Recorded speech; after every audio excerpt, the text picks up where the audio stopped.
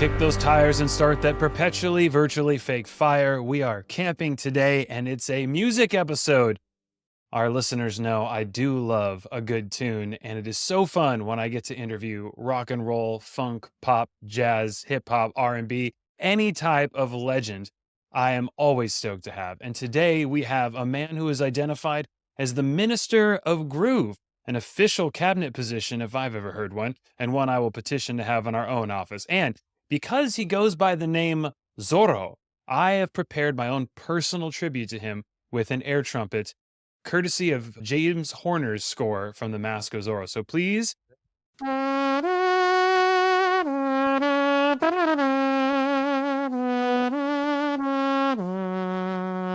Zorro, Wow. buena vida, the program. That's awesome. I couldn't believe you could do that. That it almost seemed fake for a minute. It felt like a real horn. Now, if you'd like further requests throughout the episode, I'm happy. It is one of my useless talents, of which I have several. And I learned on a flight to Korea that I could, a friend's like, hey, do you want to learn how to do the air trumpet? And I was like, why not? I got a whole row to myself. And since then, I have been destroying people's peace and quiet for generations now. So maybe we could collab in the studio sometime. I mean, the whole interview in horn and like the Charlie Brown stuff. The whole interview is just those sounds. People wondering, did I tune into the right station? Oh my. Well, folks, we are here with a legendary drummer. I don't know who votes on the best R&B drummer. He's been awarded this honorific several times and in the whole world. So I am so excited to welcome him. He has played with everyone from Bobby Brown, Lenny Kravitz, Frankie Valli. I mean, they're a new addition. And of course, now me with my air trumpet. So Zorro, the drummer, a legendary drummer, is here with us on the program. He's going to open up the kimono and tell us some incredible stories. Zorro, I so appreciate you joining us. And I love that we met just randomly in perhaps the most elaborate hotel lobby on the Eastern Seaboard, right? The Gaylord Opryland Hotel in Nashville is it's like a theme park in there. It's just massive.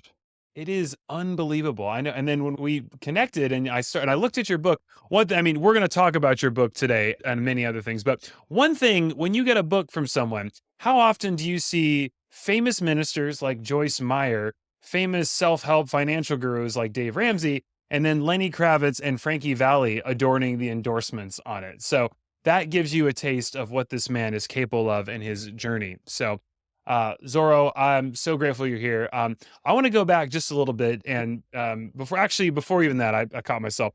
You've played with some of the most incredible artists. Can you give us an amazing anecdote of some of your time out on the road? Is there a road story that just stands out to you of a time when you're like, oh my gosh, like this is not real life that I'm living in right now? I kind of feel I've been feeling that way for 40 years, really. Everything that I've done is like a dream. It's like my life was like the sepia tone of The Wizard of Oz. And then when I got my first gig with Philip Bailey from Earth, Wind & Fire, he was the lead singer, still is the lead singer of Earth, Wind & Fire. It's like my life went to color, just like it did for Dorothy. And it's been in color ever since. And it's hard to define any one particular moment. There's been incredible moments in the last 40 years with all those different artists. The whole thing is like a dream come to life. When I was in the 4th grade and I wanted to play the drums really bad, the band director said there were too many drummers and I was turned away. And I ended up entering the talent show, faked my way in there, said I was a drummer to these guys who had a band, but I didn't have a drum set. I told them it was in the shop getting fixed, but it'll be ready by the night of the show. And I was just playing on the back of the chairs. Finally, the night of the show came and they were like, where's your drums? I'm like, my mom went there to get them, but they were closed. So I'm going to have to play on this box. So my brothers and sisters, we got this big refrigerator box, put it on its side, painted drums on it like it would look like it was a drum set. And I played with my hands. This was in the early 70s. So you could say I invented the cajon, the first hand drum. But when I played that talent show, I had imagined millions of people in front of me. There were only probably 30. But in my mind, in my imagination, I was imagining hordes of people. And then in 1985, I was playing with the New Edition for 4th of July at Washington, D.C. It was a free concert for the whole public. And there was literally almost 2 million people. It was like a sea of humanity. And when I looked out to the crowd, I was like, wow. I mean, and it was on Showtime and my mother was watching. And so ever since then, every moment has felt that moment, that special. I never take for granted there's different special moments with different artists for different reasons, but it's all been I still can't believe it's all happened, and I'm grateful for every moment that it happened, but it really started with that vision, of me playing on a cardboard box, just utilizing what I had. I had nothing, but I just conned my way in there like, "Hey, I'm a drummer," and I had never even owned a pair of sticks, but that's how I got the urge to somehow get back on that stage. Now, as since all right, I'm gonna come back to this because obviously you can't drum with Bobby Brown and not have some stories. So we'll come back to that one, Senator. Yeah. But I'm curious. So, as such a prolific drummer, do you think musical talent is? Do some people just have a natural sense of rhythm and will just naturally be better, or do you think that people with enough practice, hard work, good mentorship, and guidance can achieve a certain threshold of, we'll call it, music success? But in particular with drums, because I actually don't know much about percussion. Yeah, I would say that the answer to that is that it's like no one can really give themselves a gift or a talent. Like some people are just naturally born with a beautiful voice and they just have an ear and they can sing. I And appreciate that. Thank other you. people can train all day long and take lessons from the best people, but they don't have two essential elements. They don't have a voice and they don't have the ear.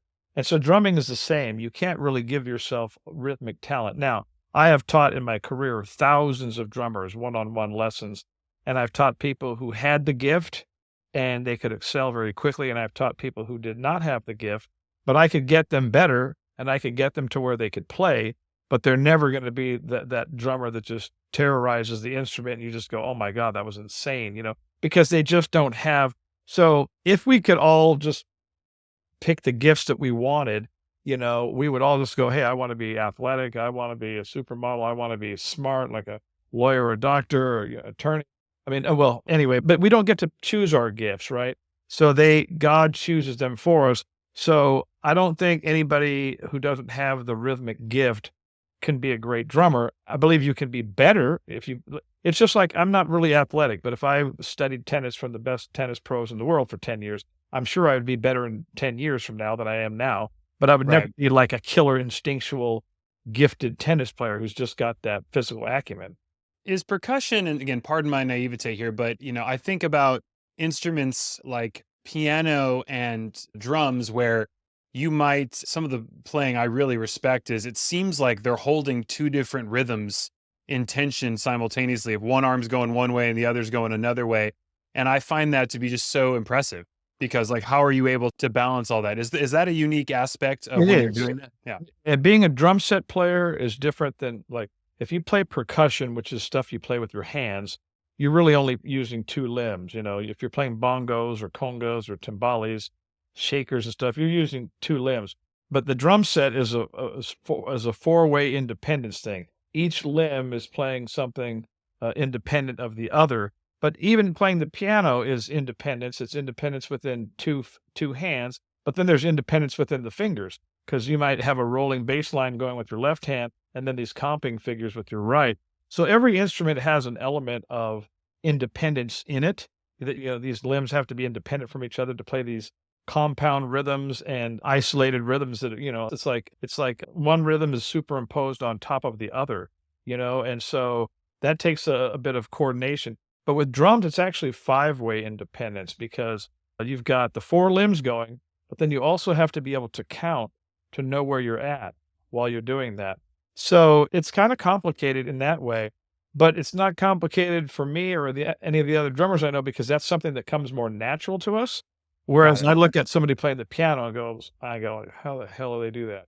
So there is an innate talent. Do you think there's some people have an innate ability to better keep tempo or to kind of hold Yes. those multiple rhythms in their mind? Yeah, and I call it like counterpoint, like, like one rhythm is doing this and one rhythm is doing that. They're two simultaneous, and every instrument has a bit of counterpoint, but drums has it, in all four limbs.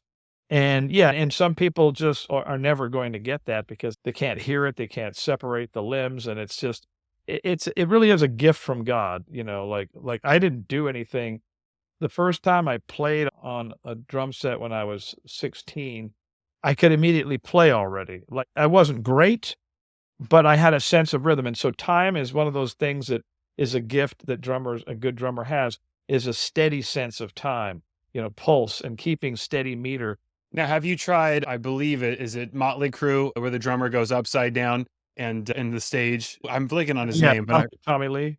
yeah, is that have you attempted the inverse drumming in zero gravity environments? I've never been in that situation. There's only a few people who've done it. It actually Earth, Wind& and Fire did it before Motley Crue. They were doing that in the early '70s, the drums that went upside down, and, Oh, wow. Verdine used to levitate on his bass, but no, I've never done the upside down thing. I've had pyro next to me, like, on one of the Bobby Brown tours, I had right next to both sides of the drum kit, it would be a certain part in one of the songs, My Prerogative, and these explosions would go off, and that always scared the crud out of me. Even though I knew every time when it was gonna happen, it still jolted me. It was a bit, and then with Lenny Kravitz on one tour, we started off with pyro, and that was pretty scary because the flames were right by me too, and I could feel that heat.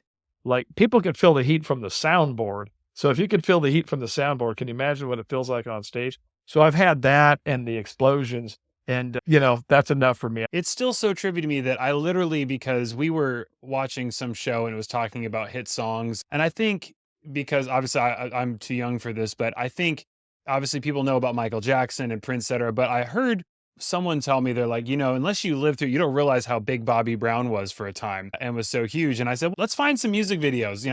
I don't know if I've ever seen one. And sure enough, we pull up this one of everyone on stage. And of course, the drum section on that song is just fantastic. And sure enough, and a week later, I meet the drummer who's in that video, right? Yes, you must be talking about the My Prerogative video. It's My Prerogative. Yeah, and we filmed that at the A&M lot in Hollywood, because I remember that night. I remember I remember towards the end of the filming that Bono walked in from U2, and they were fairly newer then, this was 1989. I think they had Rattle and Hum, and this was, like, their first time in LA, and I remember showing him around, like, Hollywood and the whole scene and all that, and not knowing they'd become as epic as they were. But he came to the filming of the video, and the guy who directed that video ended up eventually doing a big film with Madonna. He became like a big time director. But I remember Bobby gave me a lot of love in that video because we were really close. And he told the director, he goes, make sure you get a lot of close-ups of Z, and so I had a lot of nice close-ups. I was wearing my black custom-made Zorro hat, and I was wearing a Claude Montana jacket that I borrowed from my sister, who was a model. That was her jacket, and had that very bolero kind of vibe to it. It was very, Claude Montana was a big designer at the time. And then I had the big Zorro on the bass drum. But the video was really cutting edge for the time, and it stayed on the top 10 videos of all time on MTV for like probably 20 or 30 years. It was always considered one of the top videos during the times when people did videos. I mean, it's a jam. It's hard not to listen to My Prerogative and go, that is a jam. I mean, it's a great song. Well, he also, a lot of people didn't give him credit, but Bobby was a great entertainer. Some people are incredible vocalists, like Al Jarreau and different singers and Frank Sinatra. And then some people like Mick Jagger and like Bobby Brown, they're just great entertainers. They're good singers, but they're really better at just incredible entertaining crowds. And there was hardly anybody in that scene since then who could dance like, I mean, he could bring it out on the dance. Oh, and I would put Mick Jagger's Chicken Walk is not in the same. I mean, Jagger does this versus Bobby Brown. I mean, didn't he kind of repopularize, what was it, the West Coast, like, it was like a swing dance kind of, right? Yeah, he definitely, they invented a bunch of stuff. Him and his buddies, they kind of broke the ground open, and he put out the energy, man. I mean, usually in rock bands, guys aren't doing stuff like that. They're just kind of like doing the Mick Jagger thing, or they're not breaking a sweat like Bobby's doing, like acrobatic stuff, and his dancers. And if you watch those old videos, like every little step and My Prerogative, and you look at the live TV shows we did, they were bringing it. And so he was definitely the biggest thing in music for a good 5 years. I think he sold like 13 million albums off of Don't Be Cruel, which is where it was Don't Be Cruel, My Prerogative, Roni, Every Little Step, Rock With You. I mean, it was nothing but hits. And we had a blast, just going around the world, doing those shows. But remember, Bobby came from the New Edition, and no one thought he was going to do anything because he actually got kicked out of New Edition. And Bobby was more your troublemaker, just always getting into shenanigans. And so they kicked him out. They had no idea he would go on to do what he did. And the craziest part of all is we played at the Soul Train Awards in 1989, and that's where Whitney Houston came up to me on the side of the stage, and she goes, Zorro, introduce me to Bobby. Introduce me to Bobby. I want to meet that boy. I just love the way that boy dances. So I introduced Whitney to Bobby. I said, well, as soon as he's done doing these moves, he's going to come right over here. Wait with me and I'll introduce you. And I'm literally the physical person who introduced them at the 1989 Soul Train Awards. But having no idea they'd end up together, just, like different celebrities want to meet different celebrities. That happens all the time, You're always a fan of someone else. And I guess she was a real fan of his, and that's how that all kicked off. But I remember that Soul Train Awards very specifically because we were on the road for a long time and had just come home the night before, and I was supposed to be at the sound check at like 10 in the morning or something like that. And then I woke up and turned around and looked at my clock. It was 4 o'clock in the afternoon. I'm like, what? Like this? Like I mean, the blood rose to my head. I jumped up, got in my car, drove through traffic like a madman to get to the shrine. I was thinking for sure they're going to fire me. And I got there and nobody had showed up for the 10 o'clock sound check. So I was off the, I was off the hot seat and I got there before Bobby did. But that was the night. I remember that very well. You could look at that video. It's online. Wow. That's, yeah, I don't know. Mixed. There's no way you could have known, but wow, you're the one. So No, that's, they did their stuff. I just introduced them. hey, that's right. You're just an accessory to the crime. To- So I'm curious now, Zorro, you obviously, we're going to get into your faith, which is such a crucial part of who you are and part of why you're the minister of groove. And I appreciate how outspoken you are. And I got to imagine, you're out on the road, out on these tours, and especially you're touring with Bobby Brown and some of these other folks that, were you a Christian or how was your faith while you're on tour with these superstars? And then walk us through what is that like with all that attention, all that fame? I can't imagine the number of people that would have propositioned you for anything, I can imagine. And just, we see a lot of celebrities kind of go off the deep end. And I got to imagine it's because when you're thrust into that lifestyle, I mean, you are essentially being worshiped on stage, it Yeah. seems like. And so walk us through what was your faith like at that point, and then what was life on the road like with that? Well, first of all, my faith started at a very young age, even before those days. I had felt the presence of God probably from about the age of 6. My older sister, who's 10 years older than me, tells me, and she always reminds me, she goes, when you were little, I would ask you where you've been. Now, I don't even remember this, but she tells me this all the time. She goes, I would ask you where you were at. And you were like 5 years old or 4 years old. I'd say, where are you? Where have you been? I said, I've been talking to Jesus. And I don't have any recollection of it, but that was my answer to her at that young age. So God's hand has been on my life, my entire life. And I gave my heart to Jesus kind of officially at about 11, 12 years old at a church camp in Oregon called Wilderness Trails. But I'd already felt the presence of God before then.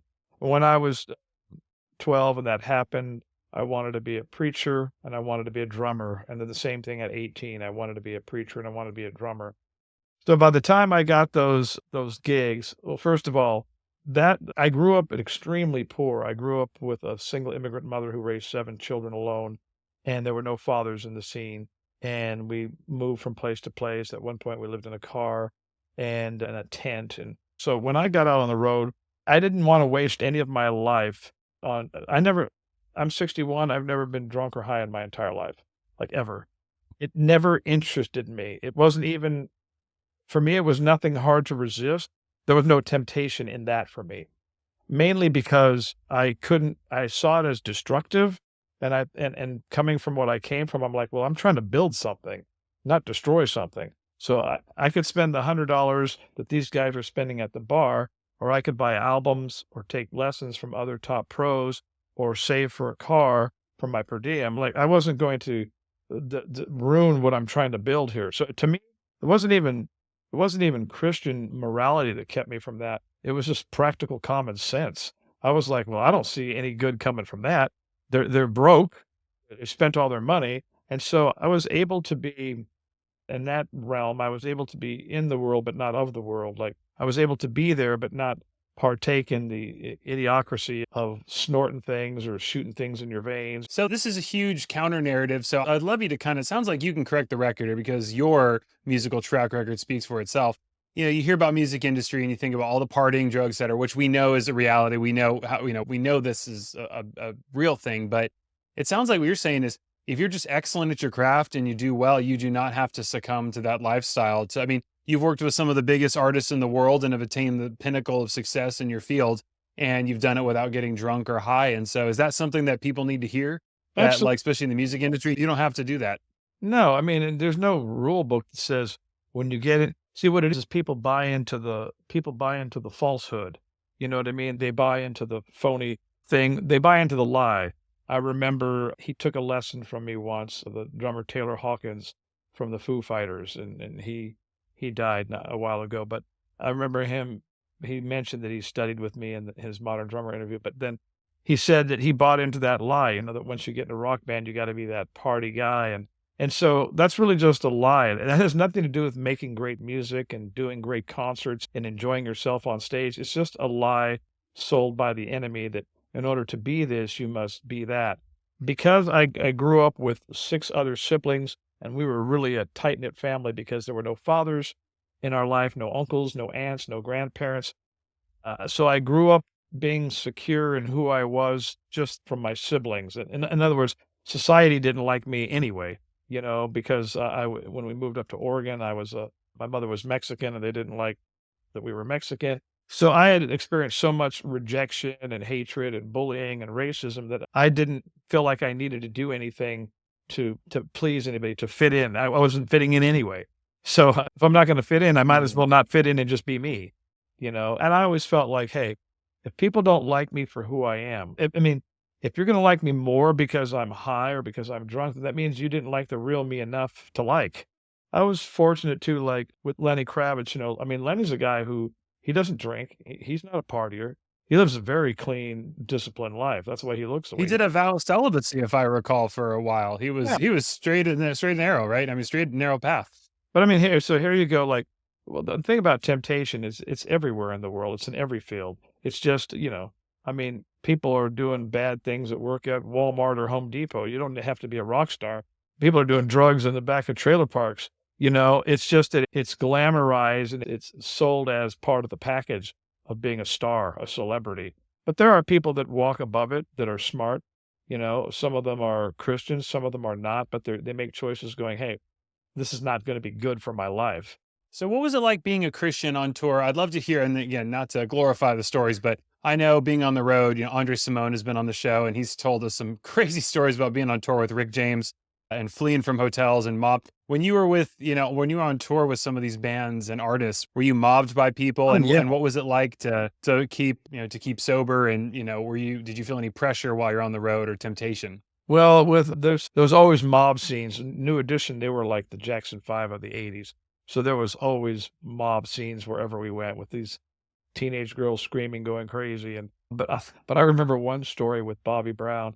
There's many, and they're slipping my mind until they come to surface. But one I remember, we were somewhere in the Carolinas, somewhere on the East Coast, and we had just done a concert. And I went to IHOP to eat or something, like one of those places, those pancake houses or whatever. And there was some dude who wanted to kind of get into it with me. I was with a couple of the girls from the crew, and he was kind of giving me a hard time. And he knew it was just me and those girls. And then nothing happened. But then I went back and I made the mistake of telling our bodyguard, his name was Animal. And I said, yeah, man, there was this dude back there giving me a total hassle. And I was just kind of just saying it. I wasn't expecting him to do anything.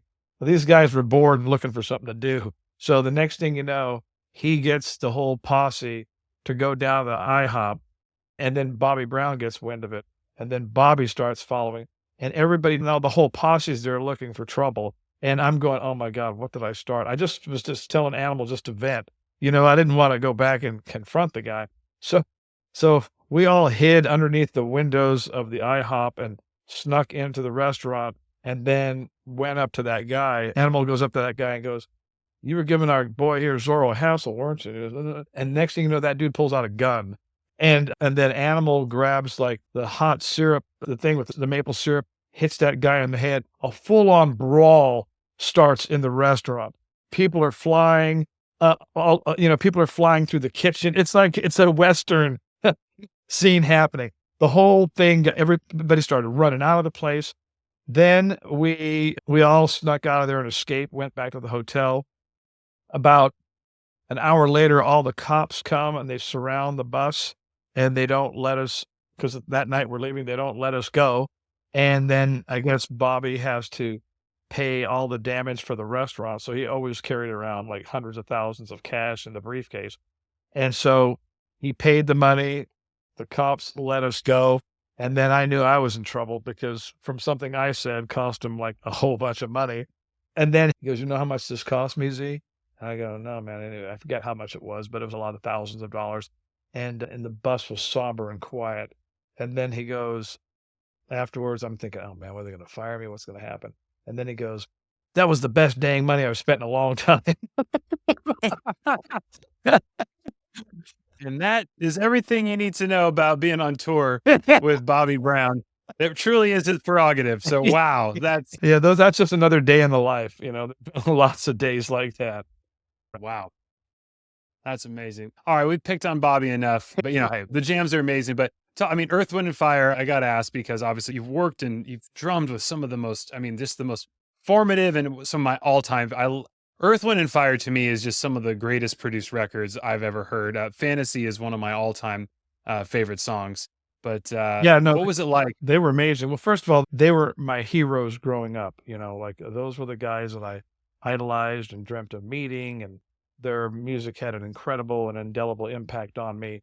And that all happened, my connection to them happened because in 1981, there was a concert at the Roxy Theater in LA.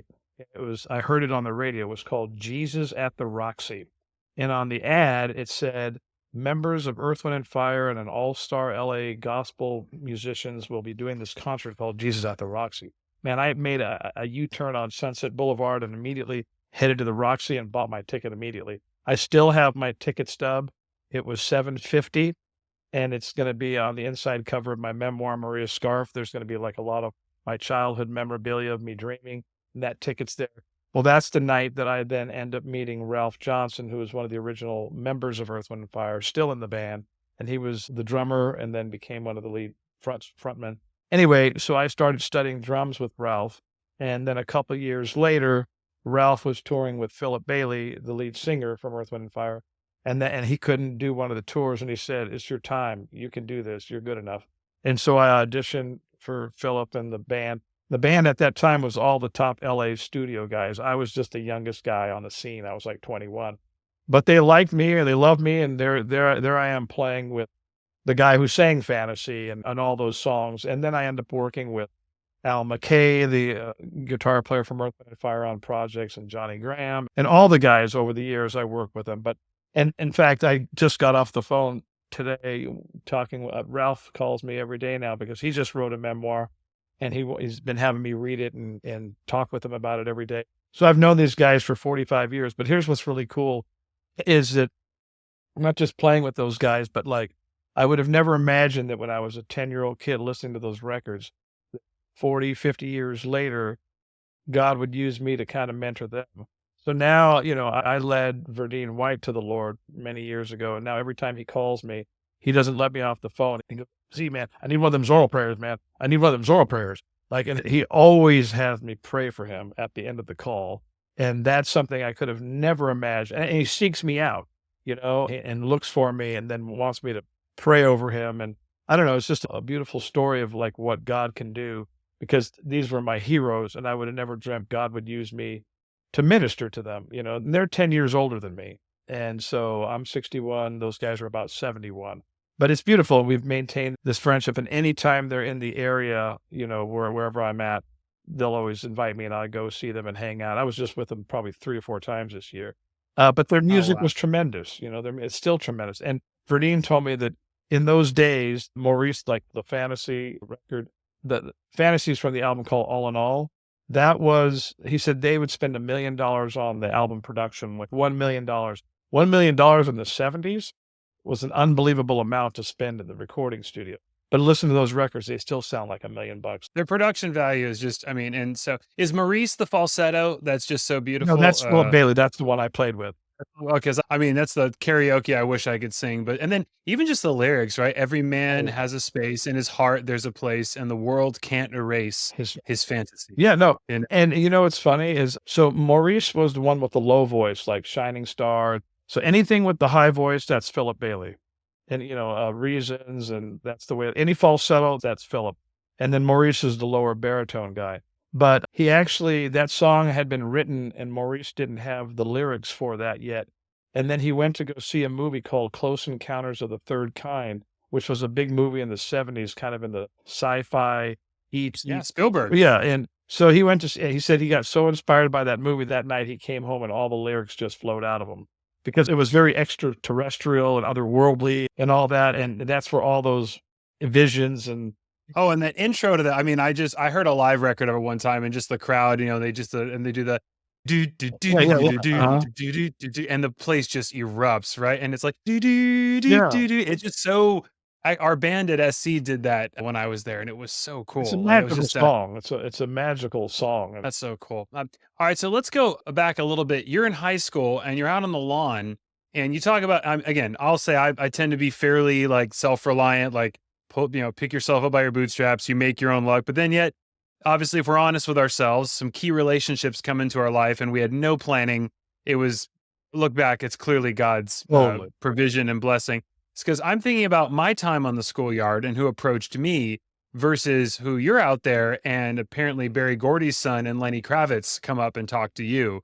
So I don't know if you just have a different allure than I did, but what was that like? Well, so first of all, I gotta backtrack and tell you, this is 1980. I had just graduated from high school myself up in Eugene, Oregon. I had moved down to LA with a cover band that was trying to score a gig at Disneyland and like as the house band. They had the gig a couple years before I joined them, so I thought for sure they'll get the gig and we'll be playing at Disneyland. That was my dream to play at Disneyland on that big stage that comes up from the ground. Well, we auditioned and they didn't get the gig, but that put me in the LA area. The band began falling apart and I didn't really know what else to do. And I told my mother, I said, the band's falling apart. I think I'm going to have to come back home to Eugene and regroup because there's no work. And she said, don't come back. And that kind of startled me. She said, don't come back. I said, why? She goes, if you come back, you'll never leave. You need to find a way to stick it out down there. That's where all the opportunities are. You have talent, son, but there's no chance for you up here. There's no work. You'll never make it up here. So I didn't really know what to do and where to go, but I had a sister who was a model and she had an apartment. I was in Anaheim at the time. She had an apartment in Beverly Hills with a girlfriend of hers while she was modeling. And she said, why don't you come down here and see what you could do around this part of town and, give it a try here. So I went down there and I didn't really know what to do. I'm 18. I just graduated high school. I'm back in LA for the first time in 10 years. And I'm going, where do I begin? So I saw Beverly Hills High School was around the corner. And this is exactly what I did. I bought a Panasonic boombox because Earth, Wind and Fire used a Panasonic boombox in the ads. It was called Platinum Power with Earth, Wind and Fire. And so I said, I got to get one of the boomboxes, man. And so I got the boombox. I went down to Beverly Hills High on a beautiful sunny day during lunchtime. I sat on the lawn. I cranked the Earth, Wind and Fire's greatest hits on the boombox with a practice pad and some sticks. I was wearing a Panama Jack hat, a yellow silk shirt, yellow pants. I looked like Big Bird on the lawn. You couldn't miss me. And my thing was, hey, if I play out on the lawn, people see me playing, there's bound to be some musicians at the school. They're going to go, hey, who's this new guy? And that's exactly what happened. 10 minutes later, Kennedy Gordy comes up to me, which I didn't know him from a hole in the wall. But he goes, hey, man, are you new here? And I'm like, I didn't really know what to say because I'm not supposed to be on the lawn, right? So I just said, yeah, I'm new here. I just transferred. Where'd you transfer from? I said, I just transferred from Eugene, Oregon. And then 10 minutes later, another kid comes up to me and it's Lenny Kravitz. And then so these guys thought that I was going there. So I just kept going every day like I was a student at the school. And every day they would see me and then they started telling all the other players about me. And my whole career began because I sat on that lawn that day of a school where I was not enrolled and I was already graduated myself a couple months earlier. And then from there, these amazing friendships were forged. And then Lenny was the first dude to really believe in me right away. He was like, dude, you're like the best drummer around. Well, I got to tell everybody about you. So he started telling everybody about me. 5 years later, he's still telling other people about me. That's how I got the gig with New Edition, is he's the one who recommended me to their managers and said, "I've got just the guy." So he was always my strongest friend and advocate, and so was Kennedy. And, after meeting him, within a month, I'm up at the Gordy Mansion in Bel Air, and I'm meeting Michael Jackson and the Jackson 5 and Diana Ross and everybody who was up at the house. So it was just, but I look back now, I go, it was just God's favor on my life. He was just directing me of where to be, because everything you're going to accomplish in your life is going to be through other people. There's nobody who does anything alone. It's all through relationships and friendships and bonding with people that God puts you in their life. But Lenny and I, we talk all the time still, and we always say, man, our lives are intertwined, because if I didn't get the New Edition gig, he wouldn't have his daughter, because he met Lisa Bonet backstage at a New Edition concert that I invited him to because he got me the gig. So had he not got me the gig, he'd never met Lisa. There'd be no Zoe. So we always marvel at what God's done in our life, because he's a believer as well. Wow. And we just talk about Wow. just how God's goodness and how he directed the steps of these young boys to build this lifelong friendship of faith and fun and trust and music. You're good. This is basically Good Will Hunting with drummers and Lenny Kravitz, which is a movie we need to make at some point because, Yeah. and also, I mean, I think about too, there's a story in your book too, where, you're kind of, I think, I don't remember if you weren't necessarily stealing drum, but you were in the music room and you weren't supposed to be there. Yeah. And you thought you were going to get in trouble, and the music teacher discovers you, and it's just like Good Will Hunting. Totally. And he's like, hold up, this kid's actually really good. Well, that was a little prior, just a little bit before I met Lenny, like maybe 2 years before I met him is really when I started playing the drums. I was a very late starter. I was already 16, but I had been rejected from the school band program from the 4th grade to the 11th grade. Every year I tried to get in it, but they said there's too many drummers, so I just never was able to get in.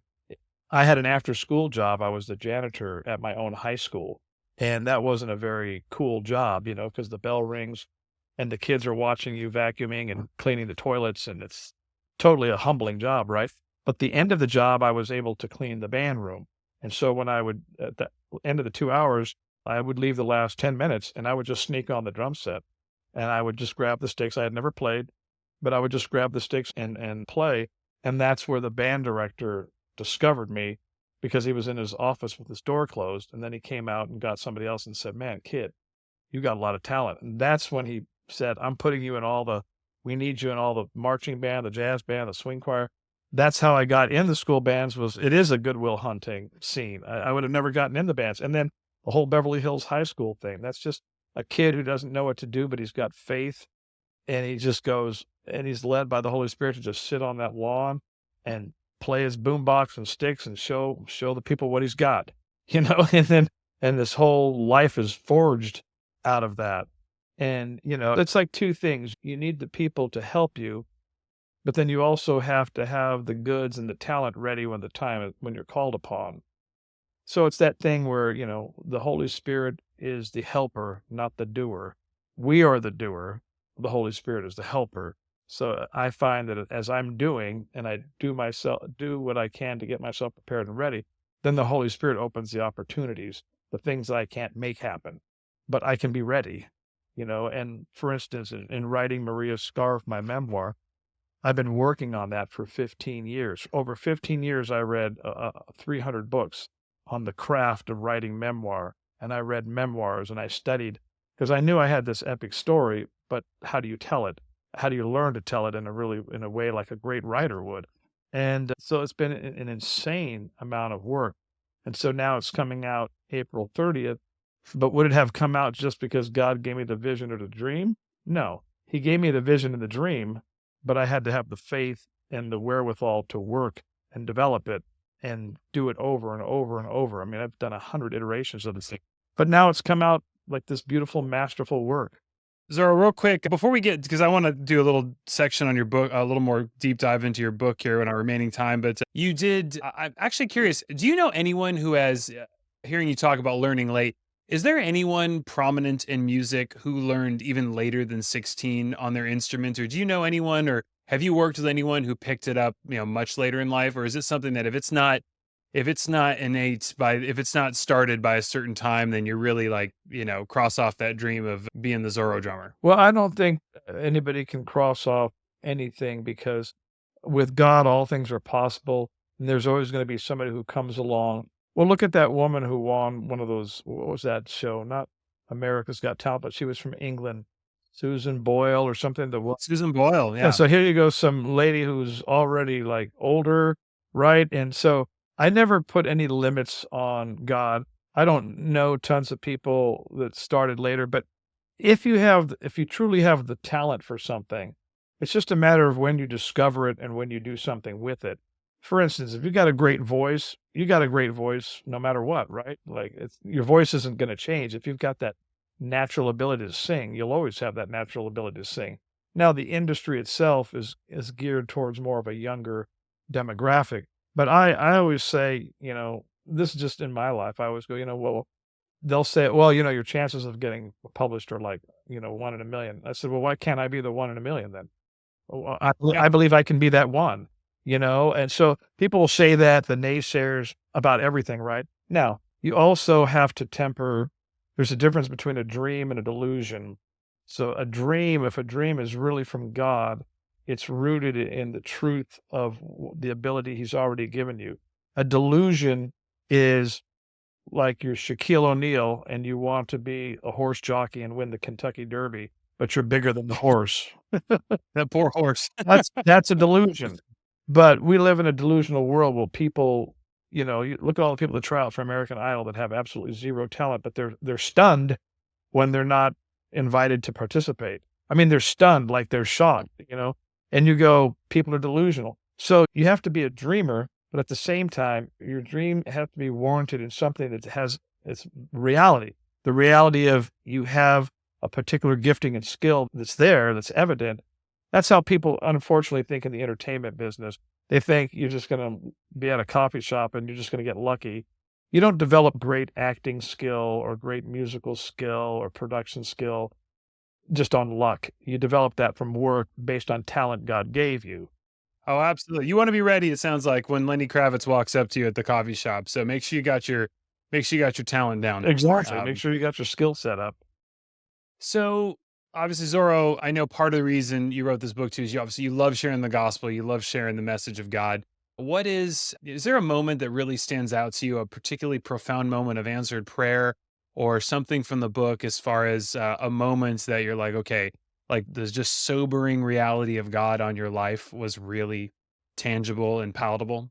Absolutely. I mean, all of it really. I mean, when I think about every dream that I've had that was God birth, God fulfilled. He gave me the dream and vision of being a drummer, a world renowned drummer. He brought that to come to pass. He gave me the dream of becoming a writer, and he brought that to come to pass. He gave me the dream of being a preacher and an evangelist.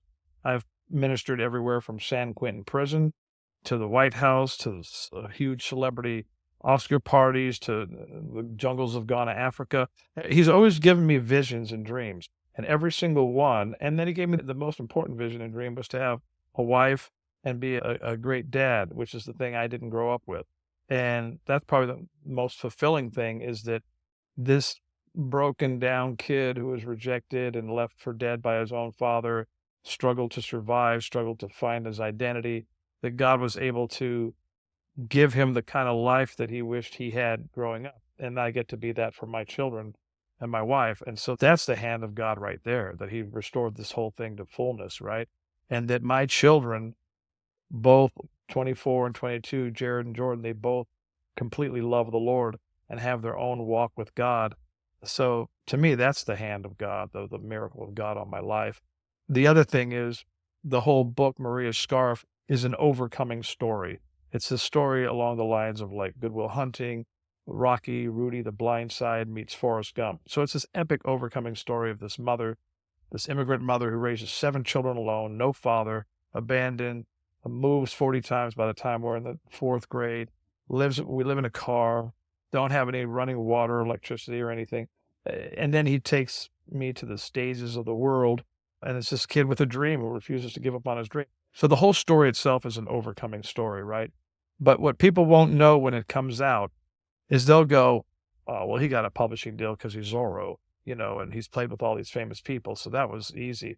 What they won't know is that the book was rejected over 100 times in the last 15 years. I've kept count of all of it. Between Christian publishers that turned it down, agents that turned it down because they said there's not enough sex, drugs, rock and roll. And I would say, that's not what this story is. This is so much bigger. This is so much better. This is a universal story of a mother's love. This is for everyone. This is a story of a kid with a dream. This is a David and Goliath story. Those other stories are cheap. They're a dime a dozen. The gossipy rock tell-alls. They don't move anybody. They don't change anybody. They don't help anybody. I said, this is a better story. But so here I waited 15 years, and then God brought the right publisher, Blackstone, and they're secular, and they absolutely love the book, and they're behind it with everything. And now there's a big giant buzz about it everywhere, but it's all in God's timing. And if it had come out any earlier than those 15 years, it would not be what it is. So my point in all this is the story of that's in the book is an overcoming story. The story of that overcoming story coming to life is a continuation of the overcoming theme, because I had to overcome all the rejection in those 15 years and and this is the thing people forget and they're not willing to do, which is why many people don't see their dreams come to pass, is sometimes when you have a dream, you have to go back and retool. You have to recalibrate. You have to reassess. You have to reboot the product, the talent, whatever it is. You've got to go. Maybe it's okay. Maybe it's 50% there, but then you got to go back and tweak it that next 50, and that could take years, right? So I was willing to do the work and always remain humble where other people could speak into it. I had great writers and editors read it along the way, and they would critique it. And they would say, you need to go deeper. I need you to do this. You need to cut that. And I would listen and make those changes and read and study more until I finally crafted something that I felt was led by the hand of God and also by my hand on the plow, because the Bible says we're co-laborers with Christ. He's done his part, which is he gave me the story. He gave me the gift of music, the gift of writing, but he left it up to me to develop it. And then if you do your part, then the Holy Spirit does his part, which is the favor part. The favor part is like, I can practice all day long, but I can't make a Bobby Brown or a Lenny Kravitz hire me. I can write forever and learn to write the best I can, but I can't make anybody publish me. So there's the part I play, which is bringing the best possible version of myself to the page, to the stage, whatever it is. Then I have to rely on God's favor that people would want what I have, because if we could manipulate that, we wouldn't need God and we'd do it all day long. So it's a combination of all that. Sounds like a Bonnie Raitt song. I can't make you publish me, right? But, God's timing is awesome when you trust in him. And the reason that I wrote the memoir is I wanted to impact people. It's ministry to me. It's a God story of God's miraculous hand in these impossible situations with the family and all the stuff they go through and the mother goes through and the son goes through to get to the dream. But it leaves you full of hope. And people always ask me to describe the book in a few words, and I could say it's this.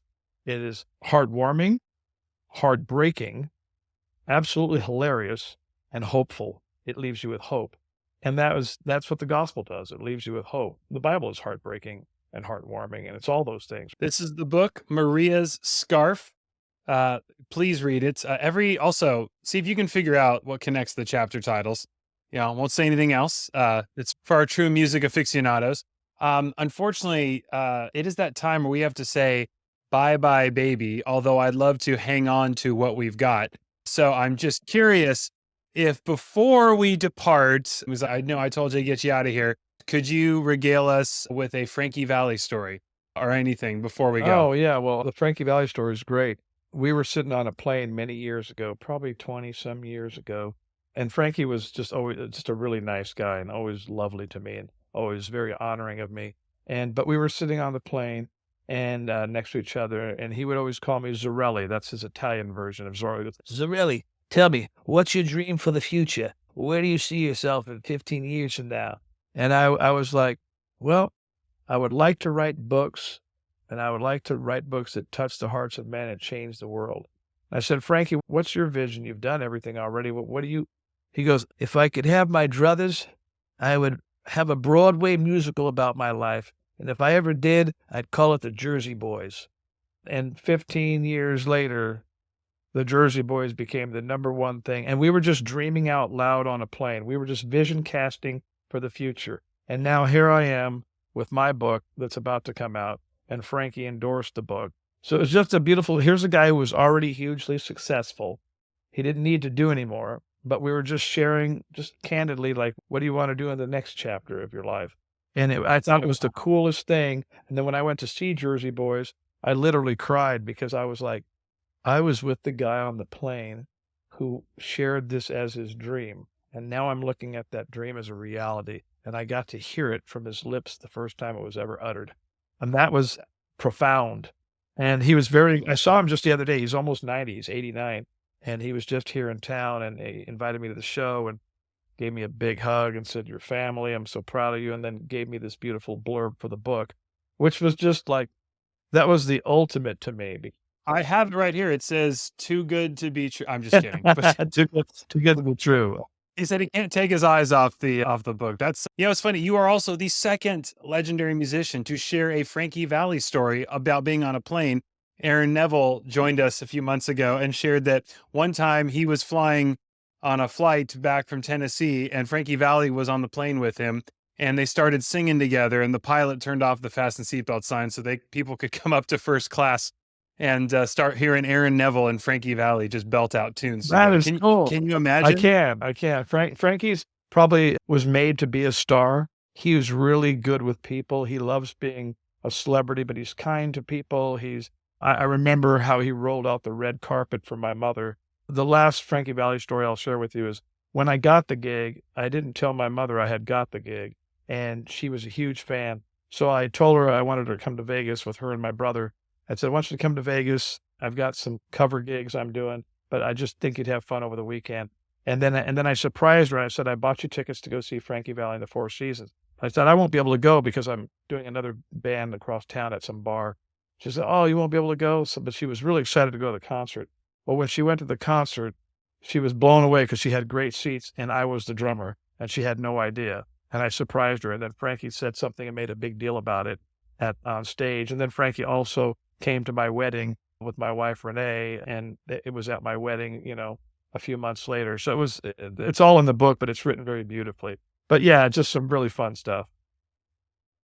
Truly a man for all four seasons. So I love that. But oh my gosh, Zorro, you're gonna have to come back. We're gonna have to talk.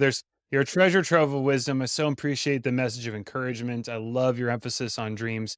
And just, it's nice, I love hearing the counter narrative too, that just because you go into rock and roll doesn't mean you're going to succumb to substance abuse and deranged, ego syndrome. So it's just cool to meet someone who's so grounded. And the book is going to be a massive hit, and we're going to plug it everywhere.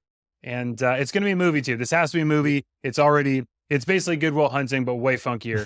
And so Sure. it's going to be, I'm already excited. So thank you so much for joining us, man. Thanks, Ryan. It's been an honor and a privilege to be here. I look forward to part 2, 3, and 4. We got lots more to talk about. Amen. God bless. All right, folks. Thanks for listening, folks.